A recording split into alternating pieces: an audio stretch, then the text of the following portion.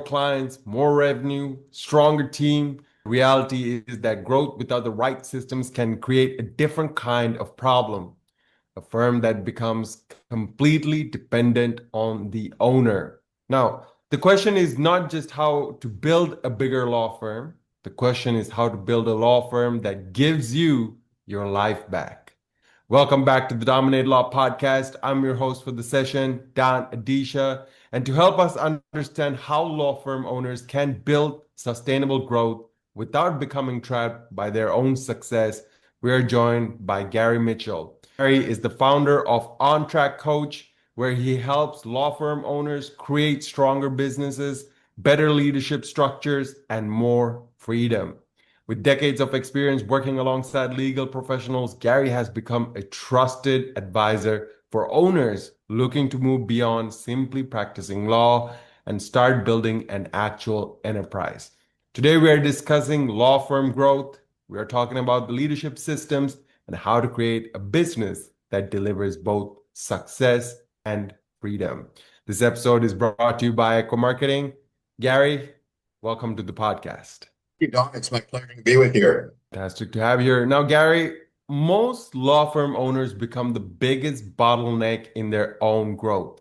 You help an owner identify the exact point where their personal involvement starts limiting the firm. Don, I think it's first important to point out why they become the bottleneck. Okay. I don't think they set out with that intention. I think it comes with the natural personality traits of the lawyer. Lawyers don't like to give up control. That's widely known, right? They are perfectionists, hold themselves to a very, very high standard. So they've been used to working on their own or in smaller teams and having that standard of excellence all the time. So what typically happens, I've seen it over and over and over again, is the lawyer reluctantly will try giving up a little control. They've hired in haste because the firm is on fire and they need help. So they're not hiring the right people. That's mistake number one. Not properly onboarding those people or getting them in the right roles. And the nail in the coffin of this whole scenario is that they're not properly delegating. They're not giving full and specific instructions and following up. What inevitably happens, Don, is that the junior lawyer fails. It's put back on the desk of the managing partner, the owner, the founder. And this cycle perpetuates itself because the owner will say to him or herself, yeah, I should have just done it myself, like all along. So there they are again, working till 11 o'clock at night, working on weekends, missing their daughter's soccer practice or their son's baseball game, even their anniversary dinner. Vacation? What vacation? They're glued to their cell phone, right? For texts and messages. So this is none of this comes with judgment. It's years of observation. The same challenges plague most of the law firm owners I've worked with. They can have success. I mean, on the outward part of it, they've built a firm, they've grown in numbers of lawyers, they've grown in revenue, right? But everything still goes through them.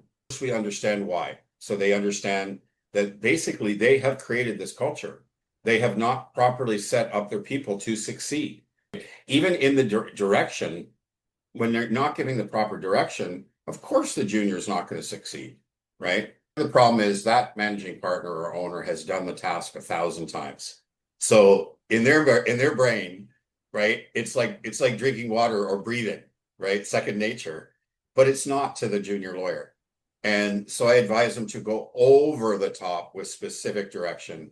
Make sure the junior knows that their door is always open for feedback and support. And there's ongoing training and mentorship, right?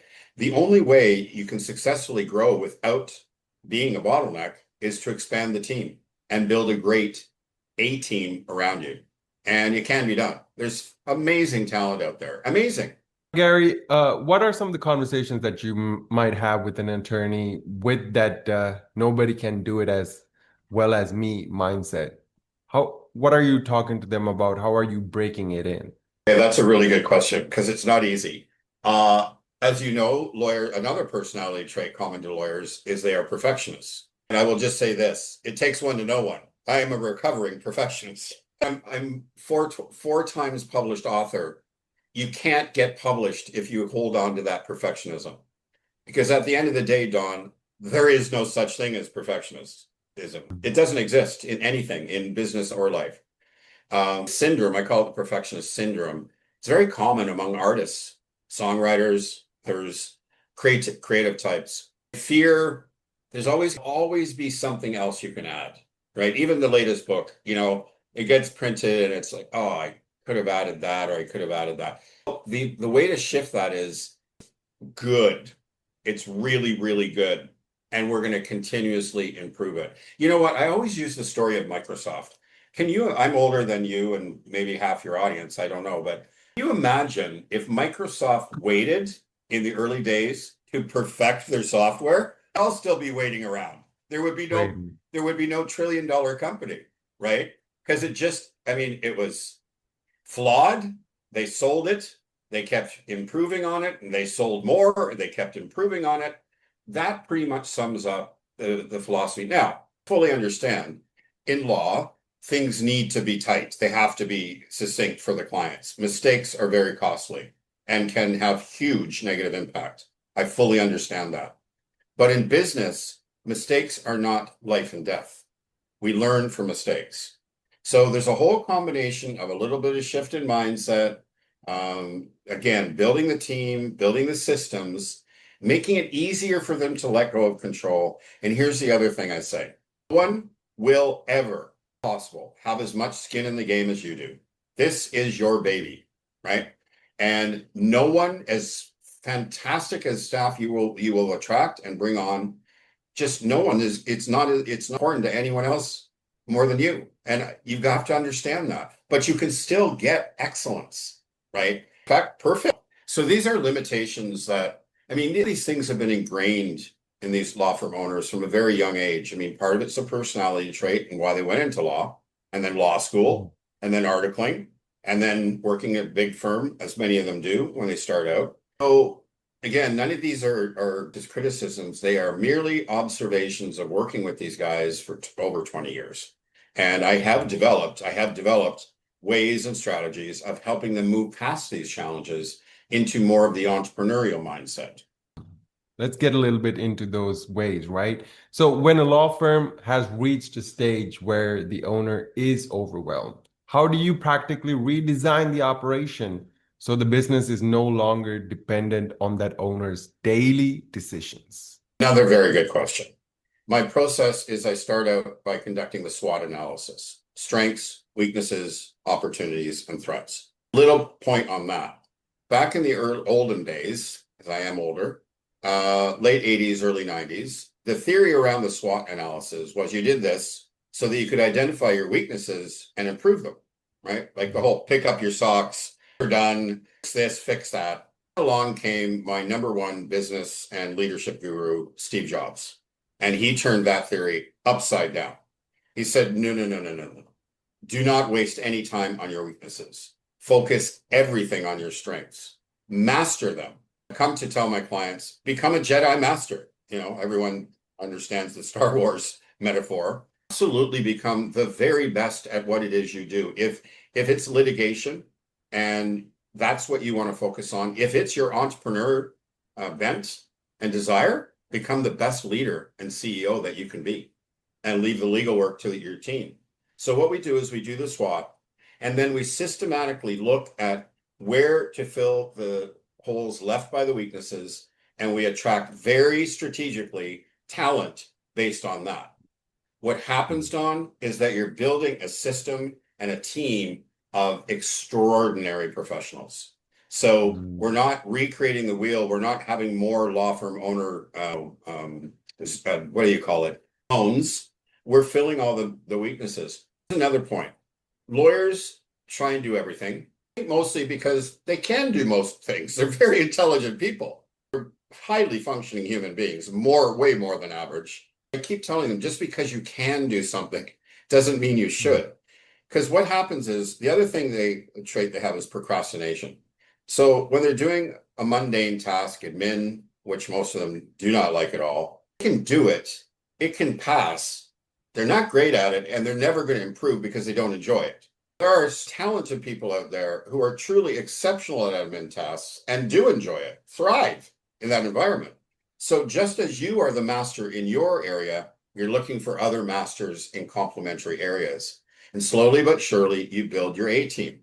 That allows, okay, as we spoke earlier, that allows you to feel more confident in letting go some of the control, in delegating, right? The first key is getting the right people, getting them in the right roles, giving them the right direction, giving them the right follow-up and ongoing mentorship and training, creating a culture that inspires innovation, collaboration, and cooperation.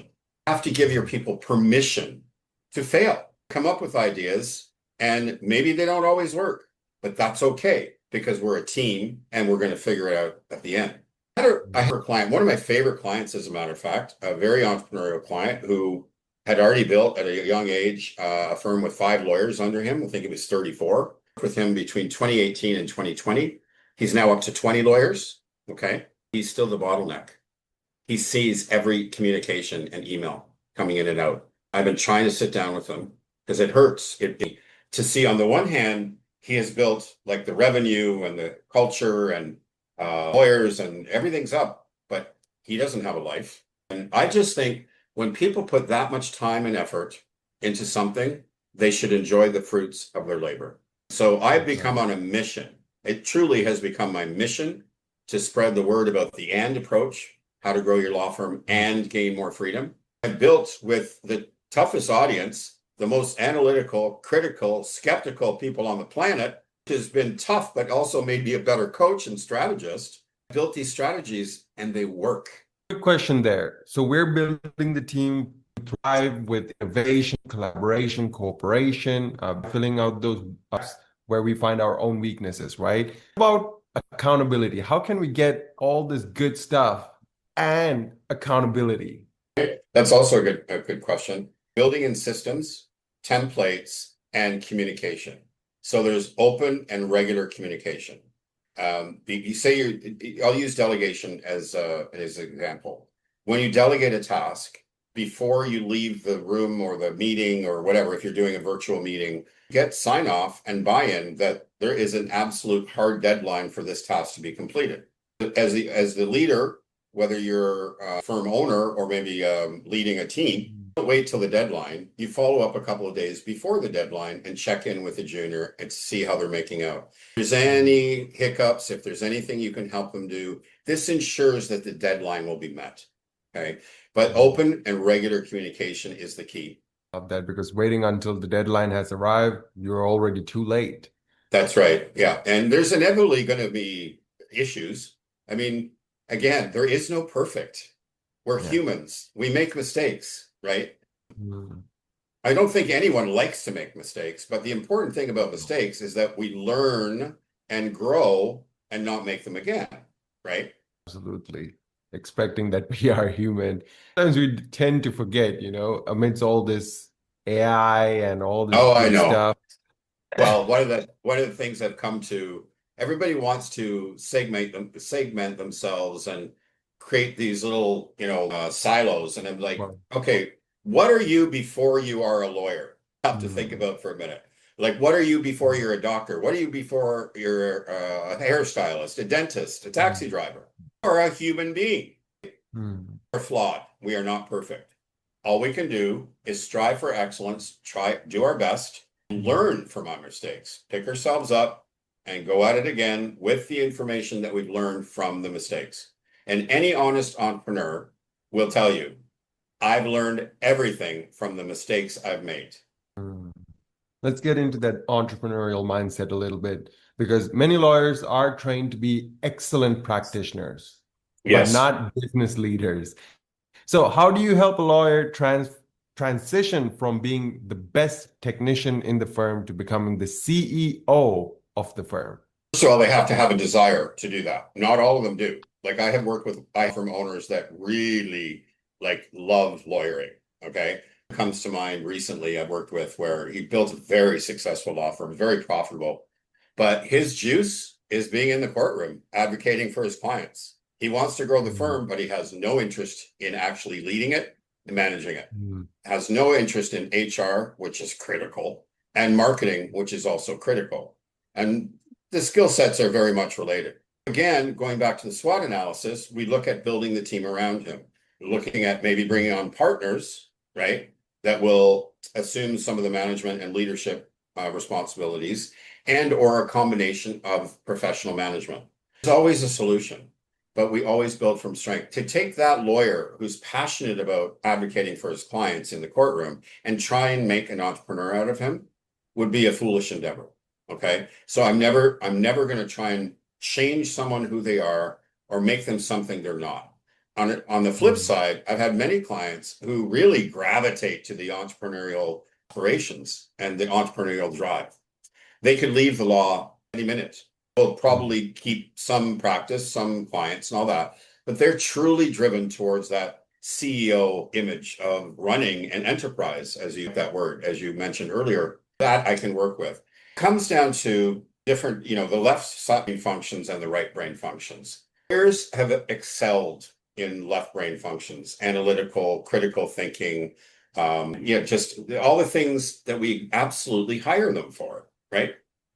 Right brain functions of communication, empathy, empowerment, collaboration, those have not come naturally. And there's a reason for that. They've never been nurtured, right? I make a little joke that left brain has been Olympian level training or World Cup football level training. Whereas the right brain has been binging Netflix on the couch.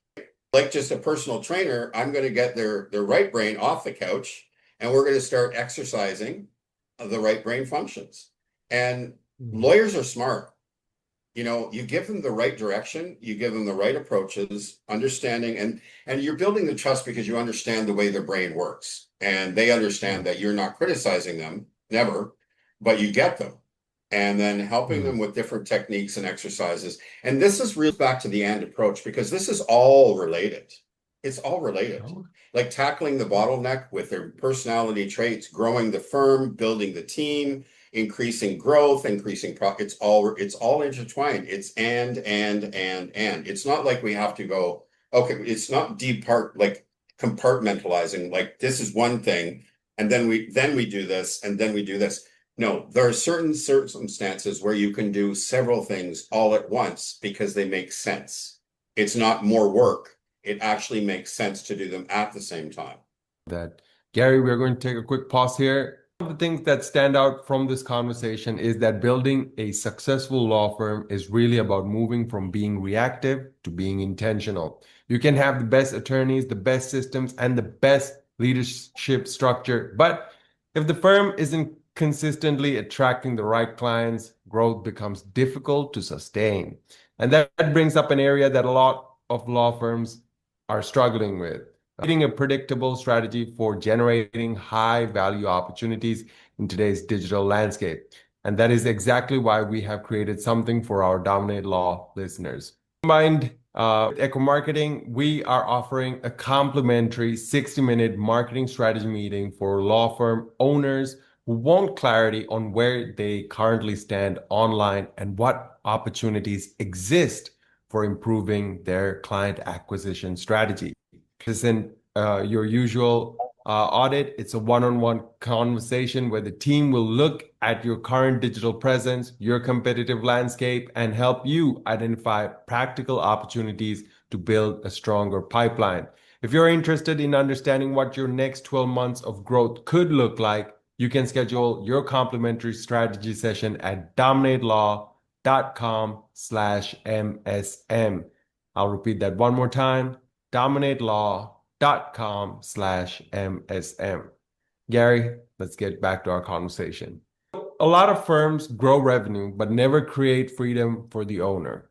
How do you build systems that allow a firm to scale without increasing the owner's workload? I hinted on this before. You need to build more leaders within the firm, whether that be professional management or in the partnership and even associates. You need to start shifting some of the responsibilities away from yourself and dispersing it. So again, before you get there, you have to hire the right people in order to be able to do that, right? When you do hire the right people, you don't have to micromanage them. Yeah. They want to be a part of the growth. They're going to come to you with ideas. You have to give them the permission. You have to build this culture where they understand that they're empowered to come to you with solutions and ideas. Again, I use this recent example because he was complaining about the office manager not taking proactive approach to a all detail. And I'm thinking to myself, well, whose fault is that? Created a culture where your entire staff feels they have to go through you. So we need to help the law firm owner understand they need to take responsibility for the culture that they probably unintentionally created. I don't think they intentionally created that, right? They want to do the best they can. They want to grow. They get bogged down in the weeds of being in the business and not working on the business, which is another challenge. That's right. So that's one of them. You got to build leaders, build systems and templates so you're not recreating the wheel. I'll give you an example. The whole onboarding process needs to be very strategically set up so that you are giving your new employee, whether they be a lawyer or a paralegal or a legal assistant, biggest chance for success. And there's follow-up and again, communication. There's regular check-ins. And it sounds simple because it is, but I warned, simple doesn't equate to easy. We're dealing with human beings, and I've always maintained the human part of the business is by far the most challenging. And a law firm is probably at the height of all of that because it's all about your people. It's all about talent, professional services. That's what your clients are hiring. They're hiring your people, right? Another example too about where the bottleneck occurs is a law firm owner does not start introducing the juniors or the junior partners or senior associates into the client relationship at an early date. Okay, so that client has become addicted to that one practitioner, right? And so the owner thinks, well, I can't delegate this work because the client will not have it. They only want to work with me. Whose fault is that? Again, I gently help them understand you need to take responsibility for creating that situation, those circumstances. When it happens, when you start, this is the other thing. This is another part of the and approach, and it's a gem. You do that, not only are you weaning those top level clients off you're bringing up your juniors.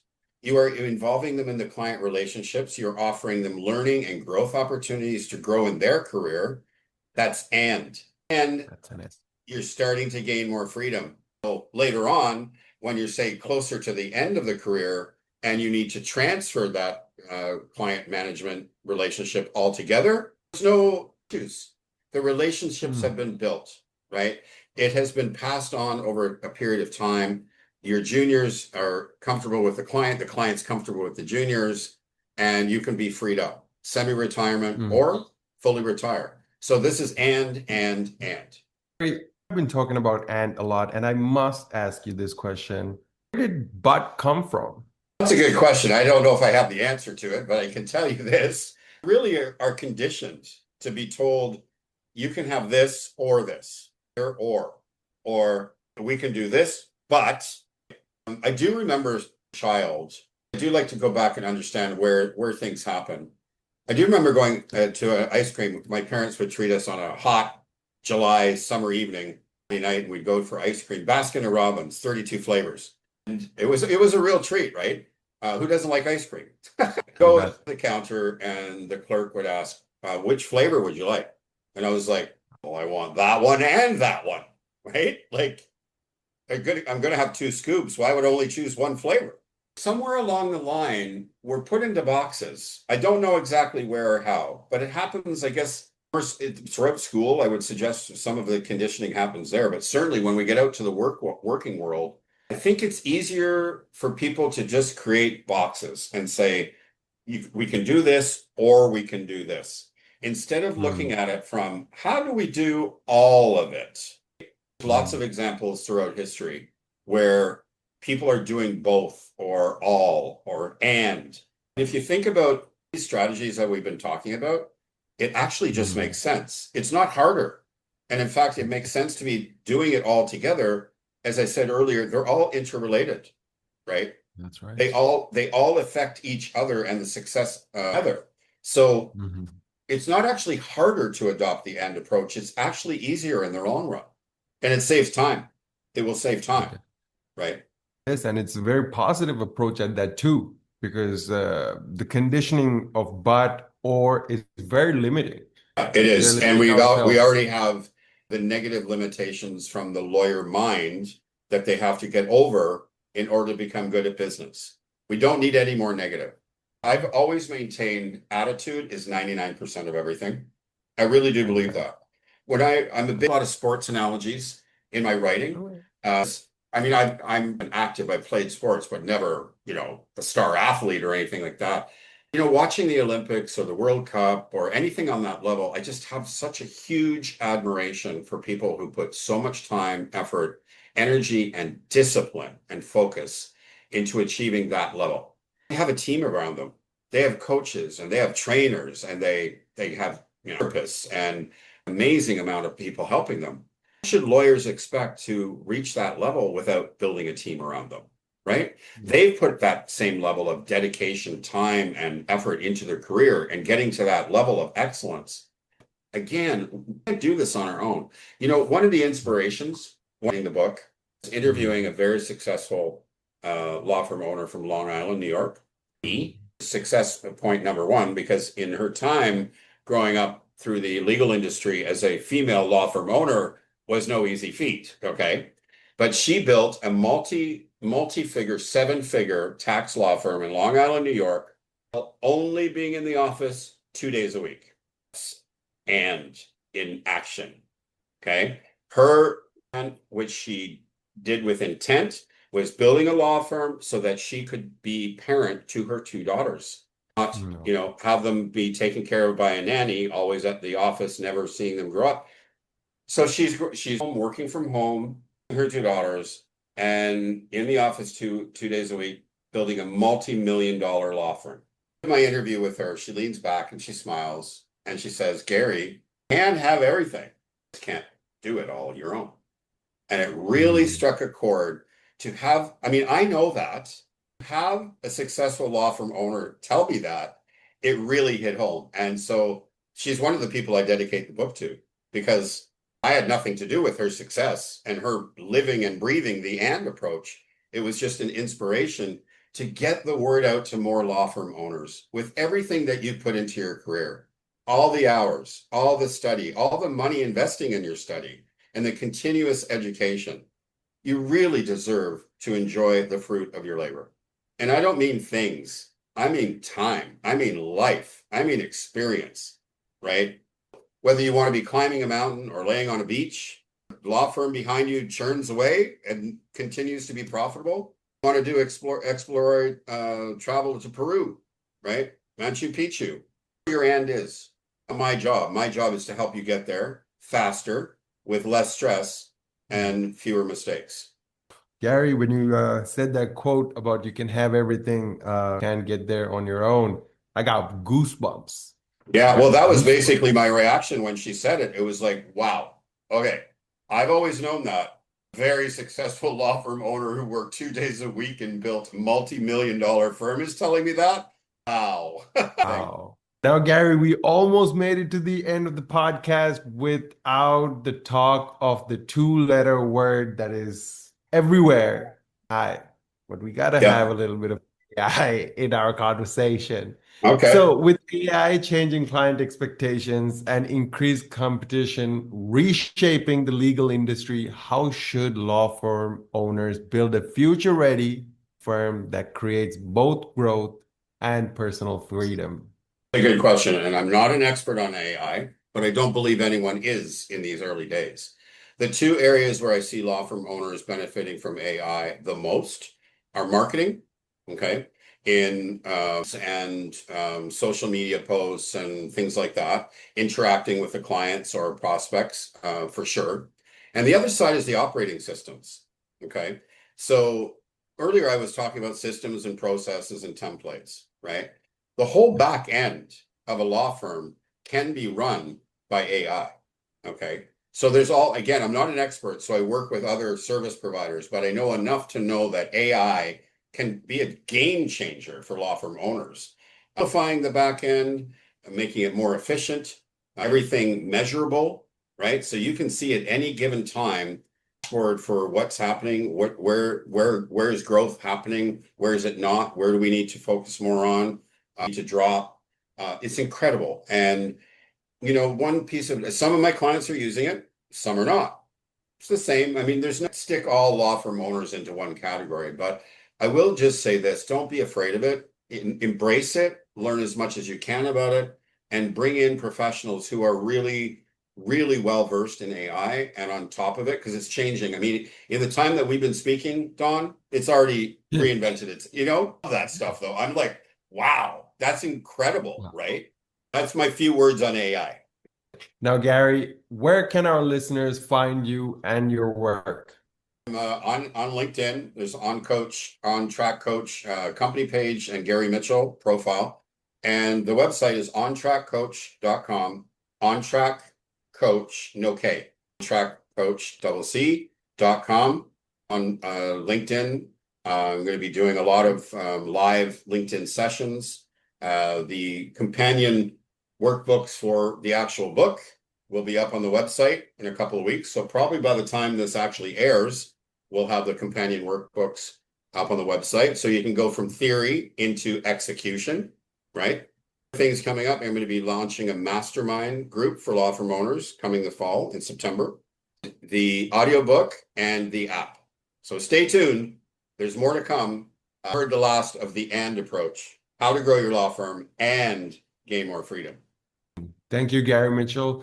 And as we wrap up, if you are looking for some clarity on the digital side of your practice, Ekwa Marketing is offering our listeners a complimentary 60-minute strategy session. It's simply a one-on-one conversation to help you map out a realistic 12-month roadmap for attracting high-value clients. You can easily grab a time that works for you at dominatelaw.com/MSM. That's dominatelaw.com/MSM. I'm Don Disha, and this has been the Dominate Law Podcast. Thanks for listening. Keep on leading.